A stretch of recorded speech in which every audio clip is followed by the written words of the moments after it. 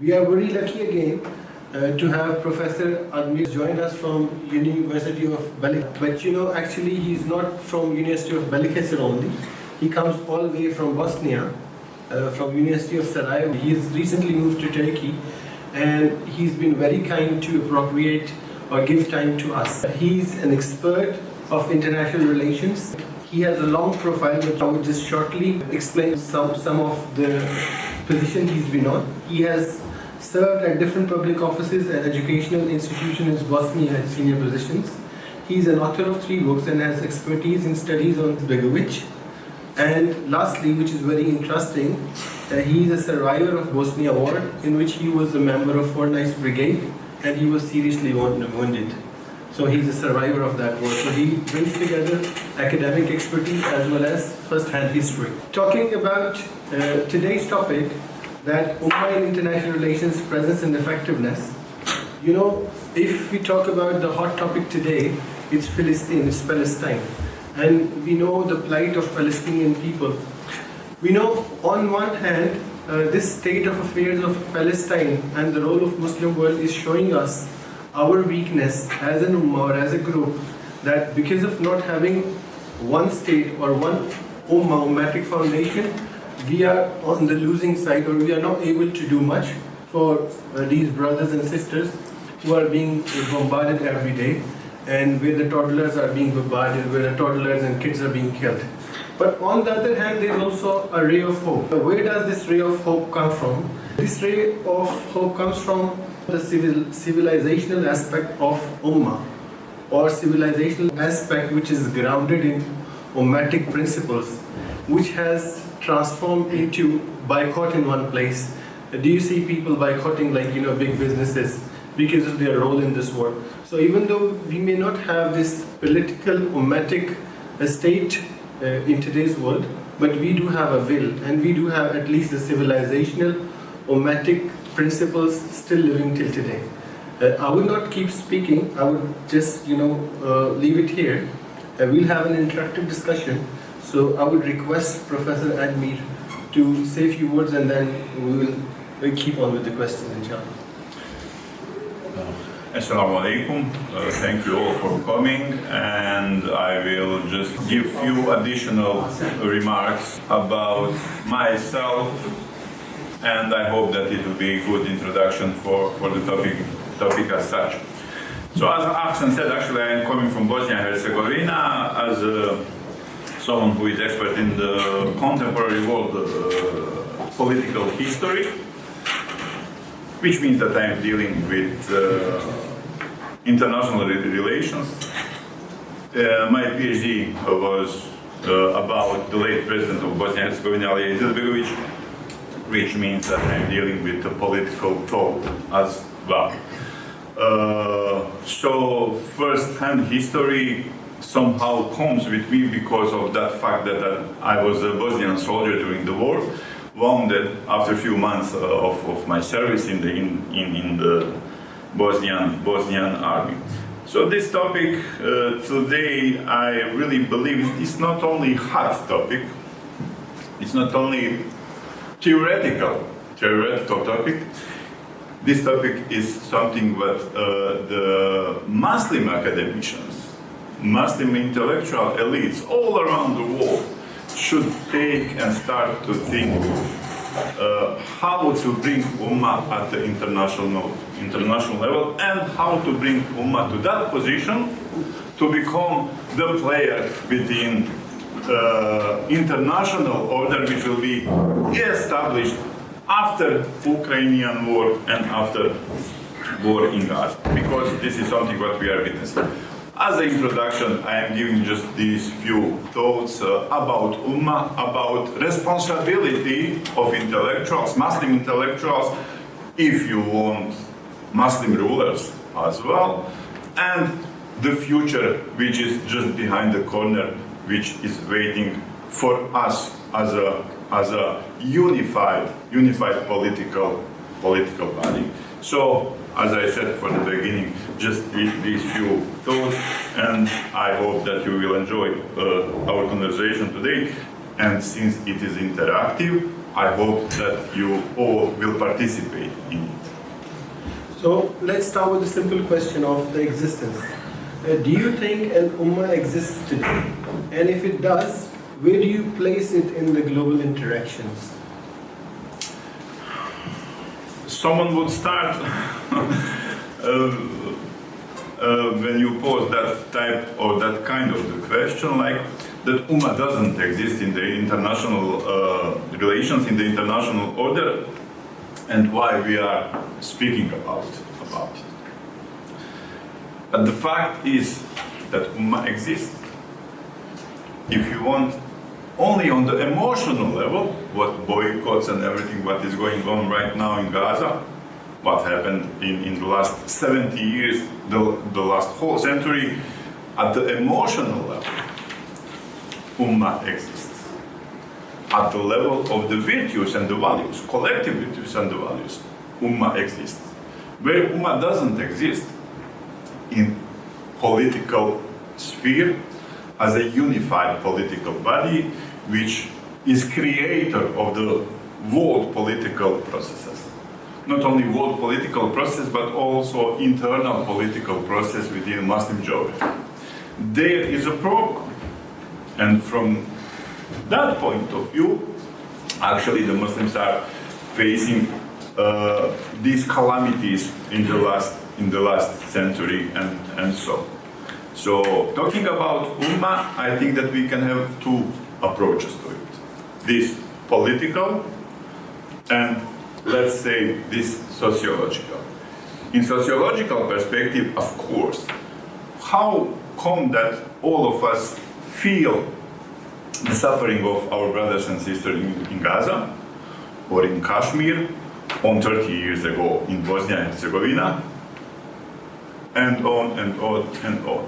It means that we have strong bonds. It means that we have very strong liaisons and that we can understand each other. But politically, this is something that definitely right now is on the table. And right now, all of us, as intellectuals, Muslim intellectuals, should start to think very seriously why, and I will here quote President Erdogan, we are in Turkey, the world is bigger than 5. It means that multipolarity is emerging, that dominance of the liberal paradigm, liberal order is over, dictatorship of the liberal paradigm is over. Now the world will function in a very different way. Where are Muslims in that? Is it possible to imagine a world without organization of the United Nations? Yes, it is possible, because that organization today seems like a bogeyman for, I don't know, undeveloped countries. Nothing else. So the world is bigger than 5. And within that Security Council, or call it however you want, there has to be a chair for the Muslim geography. There has to be a chair for the representative of the Muslim world, and someone who will have a possibility to put the veto on some important decisions. Is it going to be United Nations or some new organization? I don't know. But the world behind the corner is waiting for us to pose that kind of the question to, first of all, ourselves, our intellectual elites, our rulers, and then to those who we should create the world, the global players. United States, China, Russia, probably European Union, even if after Ukrainian war will finish, European Union probably is going to be weaker than ever, but we will see. So Muslim geography has to establish itself as one of the axial powers of the new emerging world, of the multipolar world. And that's why we have to discuss it from the perspective of the Ummah, of our unity. But it takes so much time, so much efforts, so much probably failures, especially at the intellectual level, between intellectuals who should develop the theories, who should develop the new practices, and who should develop the approach to the new institutions of the Ummah. And I think that actually it is the most important thing, the new institution of the Ummah. Taking on further from here, since you said there is a political aspect of it, there is a sociological aspect of it. So if we say it in different words, you are saying that international relations is not just about politics and diplomacy, it also has a civilizational paradigm. Is it so? And if it is so, do you mean that the Ummah, the concept of Ummah, beyond borders, it can also be reviewed in terms of the functionality of Ummah? So what the function would have been had an Ummah been there? And when you review in that perspective, do you think that a single ummatic state is no more a requisite? You mentioned something beyond the borders. Beyond the borders, no. I know from our history, when there was Ottoman state, that we could travel from Sarajevo to Cairo, Istanbul, or Mecca and Medina. There were no borders. So we had the concept without borders. We had these universalities in our values, in our everyday practices. And unfortunately, that European idea of the nation state, which today Europeans and the Westerners are trying to avoid it, to prevail it, somehow found its home within Muslim geography. And now we are so proud that we are Nigerians, Turks, Bosniaks, Egyptians, Pakistani, more than that we should be honored and proud that we are Muslims. It means that we have foreign concepts which actually don't belong to our culture. It don't belong to our historical heritage, our legacy, our values. That it is not something that we should embrace like we are embracing it right now.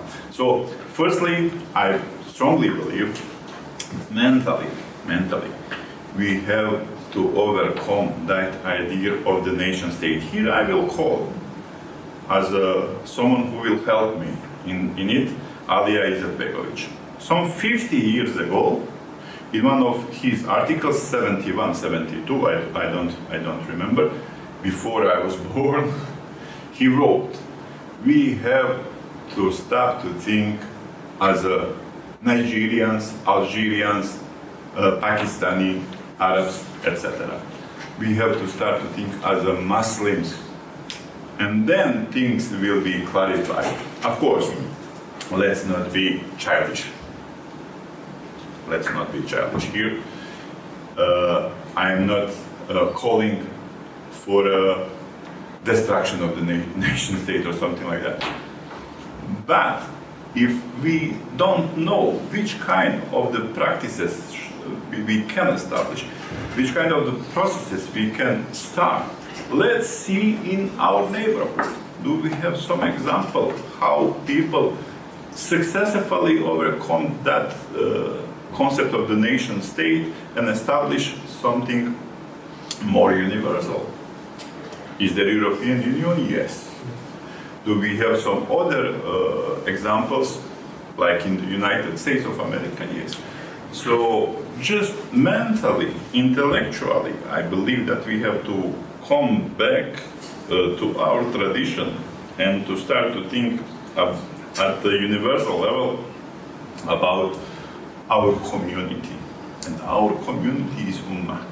Yes, I'm Bosniak from Bosnia, and you are Pakistani from Pakistan. And this is okay. But more of it, we are Muslims. And as the Muslims, we are invited from God Almighty to think in that direction from that perspective. And this is something what we have to do, especially today when the world is the fast lane of life.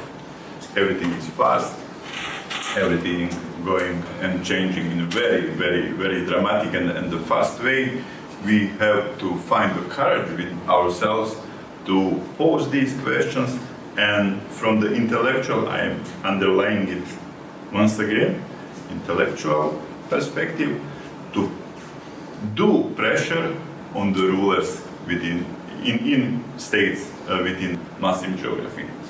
The world will not wait for us.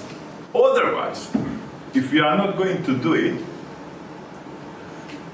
atrocities in Gaza will continue. The new atrocities all around the Muslim geography will happen because we will be the catch. What we are till now. Let's start war in Syria, no problem. There is no the headquarters of the armies of Muslim geography who will defend the rule and the population in Syria, in Iraq, in Gaza, anywhere. So we will be the catch. My point is we have to start to be the catch for anybody anymore and to establish ourselves as an axial power of the new emerging multipolar world. Thank you very much. I'll take the debate back to the last question again. Even though we know, like you said, our ultimate target may be the political independence of Umma, but I have heard you, propagating for small steps, when you're on the journey.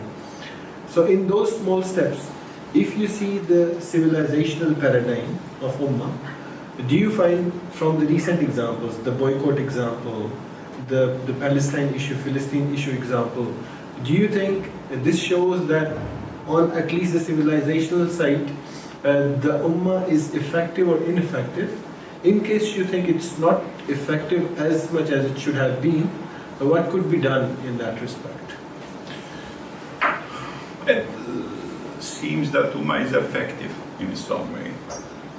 Because, for example, you mentioned the boycott. It's a global phenomenon, and actually it goes beyond the borders of the Ummah. Because other people who see what is going on actually are joining us in that boycott. It looks like a positive and effective way. Let's play with the numbers. What I heard a few days ago, that the loss of one of these global brands who are supporting Israel lost, I think, $11 billion in the last 2 months, something like that. It means that it is effective and it can be effective. But it is not enough. It cannot be enough. Because there we are playing on the emotional level. Our feelings are hurt because we see the toddlers and the young babies, how they are killed by the Israeli soldiers. We are trying to do something because of these shared values on the civilizational, cultural level. Actually, we are trying to do something because we have these strong bonds. It is not enough. It cannot be enough. The things will be changed within the politics. The things, and allow me, as an academician, as someone who is writing about it, as someone who thinks about it, as someone who talk about it in the last few years, to be very precise about it. The political body, economic body, what means the creation of a mutual common market within Muslim geography. Why not to think, because we had the leaders who thought about it, about the common currency of the Muslim geography. Well, it's silly that someone can come to you and tell you, euro is great, euro is okay, or petrodollar is great, the global currency, but you Muslims, you cannot have your own currency. We are still slaves of these paradigms and these narratives. We have to break them. We have to finish with them. We have to find our own way. mutual common market of the Muslim geography, yes. And common currency, yes, of course. And finally, common security. Common security. It is absolutely, after Gaza, today, when we see what is going on, unacceptable to not have our forces for rapid intervention, or call it however you want. We have to work on it. As intellectuals, I'm talking about intellectuals, and to bring these ideas and to have that pressure from the public and from the intellectuals on the rulers to go in that way. Because our security is our own concern, not of anybody else. Our historical experience proves that nobody cares about Muslims and their lives. So, I mean, in these three sectors, I definitely believe that we have to work harder and to be more courage. Common market, common political body, and common mutual security sector. This is something that is conditio sine qua non for the Muslim geography. Okay. Well, this is a very comprehensive. I'll end with this question and then I'll open the house for questions. Since you have just mentioned the rulers, and now the unfortunate aspect is when you look around, that even in the recent issue, the rulers which are in the Muslim world, most of them, either the Muslim countries are under cronism, like Arab cronism and other countries, or things like autocracy, and they are only acting, sometimes only for the gimmicks and optics when there is public pressure. So if that is the point to start, what do you think is the way to start with these rulers? Unfortunately, we cannot be satisfied with our rulers. We know the reasons, we know why. Socio-political conditions within Muslim geography are not good, are not okay. So I really believe that the intellectuals, free intellectuals, the Muslim thinkers, should start to work with the populace, with people, in explaining actually what is the political engagement, what is the political participation, what kind of the social movement can improve the situation and can endanger the position of the rulers who are acting as autocrats and who are acting as rulers of the world. In that sense, I think the change probably could come if the people will realize their power through the political participation and through the organized political representation. If we will go from case to case to discuss how things are running in Egypt or Saudi Arabia or I don't know, somewhere else, probably we will be frustrated. We will say that, what can we change? Almost nothing. I don't think so. I think that intellectuals can establish the new socio-political thought of the Muslim geography, which can be influenced by the Western thought or any other. It is not the problem, but that we should have Ghazalian approach to be the critics to everything, but to bring some kind of the solution for the Ummah, for the Muslims. And from that position, from position of someone who is prescribing the cure, if you want, or the pill, to interact with the population and explain to population that the real power stands within us, not within the rulers. You remember what Umar radiallahu anhu said when he became the second caliph. While I am obeying Allah, you will obey me. When I stop to obey Allah, God forbid, then you have a right to take me off. And this is one of the most important political articles for the Muslims. And I think that we should renew that approach and have that approach to our rulers too. Sometimes I like to think at the civilizational level, that there is always, and I believe that this is something I somewhere found it in the literature, the battle between pyramid and the cube. And we are civilization of the cube, civilization of ethics, and civilization where there is no top of the power. God is sovereign. He is the giver of the law. He is the lawgiver, and we just have to implement them. That's why we are the civilization of the cube. Kaaba is the cube. When you have a pyramid, you always have someone on the top. Right now, we know that the structure of the power within Muslim geography are pyramidal, not cubic. It has to be changed. This is something what has to be changed too.